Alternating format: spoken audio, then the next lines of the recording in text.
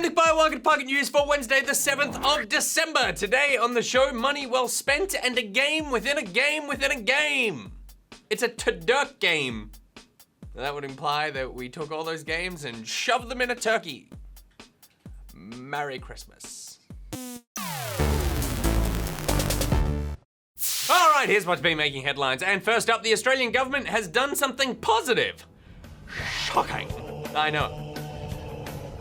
Shakaka.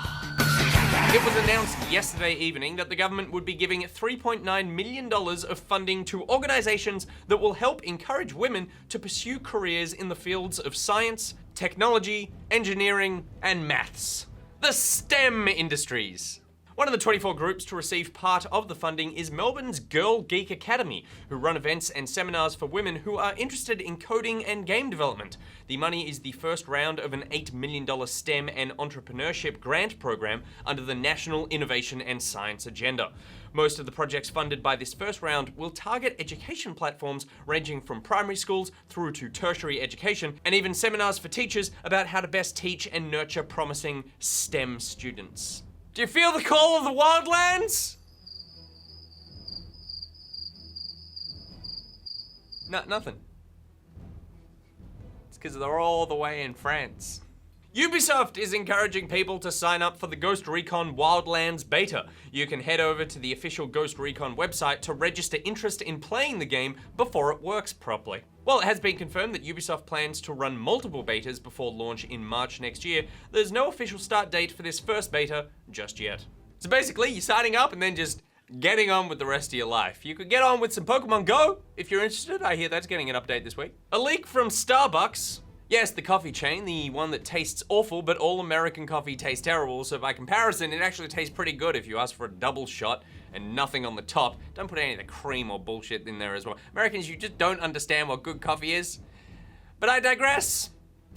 But I do think it's an important point to bring up because you're obsessed with it. It's in all your films. And also, while we're talking about coffee in films, please, for the love of all that is holy, whenever you have a coffee cup in a movie or a TV show, put some liquid in it. Because we can tell Rory Gilmore when you're just waving around an empty Starbucks cup. We know there's nothing in there.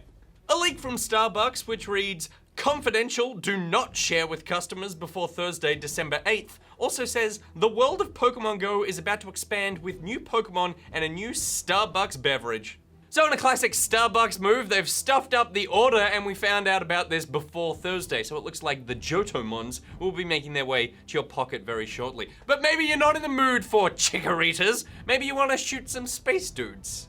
Halo 5 is getting a massive update, mainly to its Forge mode. Monitor's Bounty, of course, adds a bunch of new rec gear, but the interesting part of this update is the tweaks to Forge on Windows 10 and Xbox One.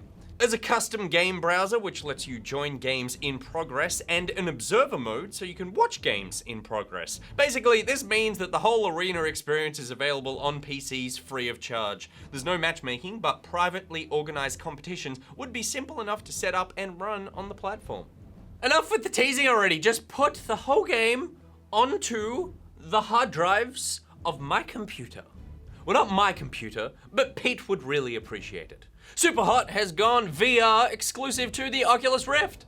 The expansion is a standalone release, so don't expect to just be able to whack a headset on and boot up your old save. That's not how video games work. We need all of your money, all of the time. Also, it's probably a technical issue.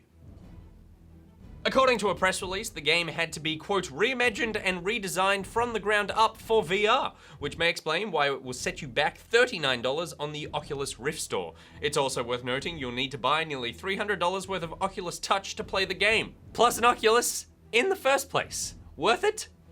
Super not. Moving on now, and it's Thing of the Day, number 8, coming in from Alex Pagnozzi, the Pag, the Nozmeister, the Pagarino. Take it away! Like sand through some kind of sand time contraption, so are the things of our days.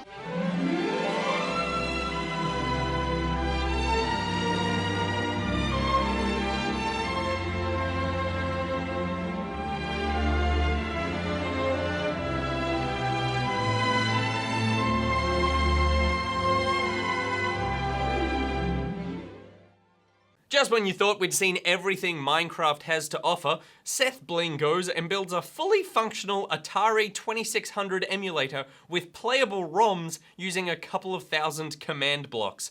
It only pushes 60 frames every 4 hours though, so it would take a long time to play the inferior version of Donkey Kong.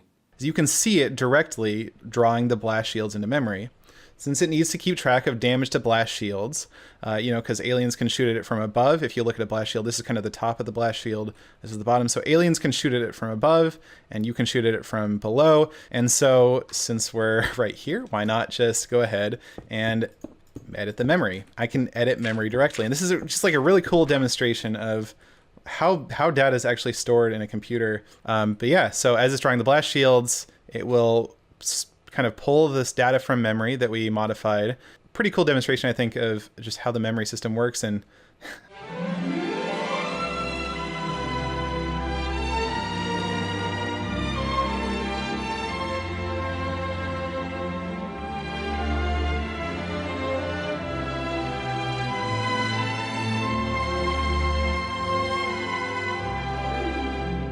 I recommend watching that whole Minecraft video because it is a fascinating look at how someone can make a video game out of a bunch of dirt blocks. And today's thing of the day, Alex Pagnozzi, number 8. Alex, we really liked all of your submissions, but I loved this one because it's a celebration of all of the people who work so hard to bring Pocket to all of you. And by work hard, I do mean Pete, John, and myself. The rest of them just turn up for 15 minutes and talk, but you recognized that 15-minute struggle, Alex. If you missed it last night, make sure you check out the final episode of Good Game for 2016. The 1 hour special is live right now on iView and YouTube. I am talking to you, Mitch, or Michael, or Matthew, or I'm sorry, I can't remember your name, but you stopped me on the way to work this morning. You were very nice, but you did say you're on your way to work experience at a children's radio station, but you hadn't watched last night's episode of Good Game. Shame on you, Mitch, Michael, Matthew, McConaughey, whoever you were. If you were Matthew McConaughey, I would have been quite surprised, and if you were, send me that selfie that we took together. But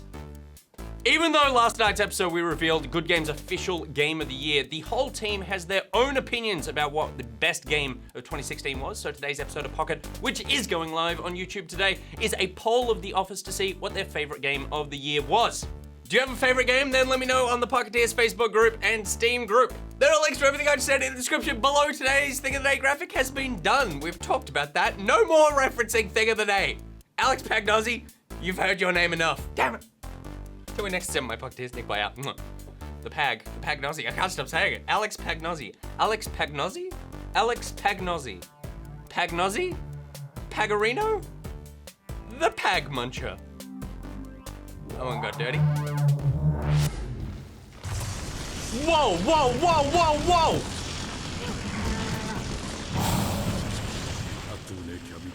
I wield unimaginable power! Okay. All that. Jesus. And yet somehow I feel it was at the wrong spot.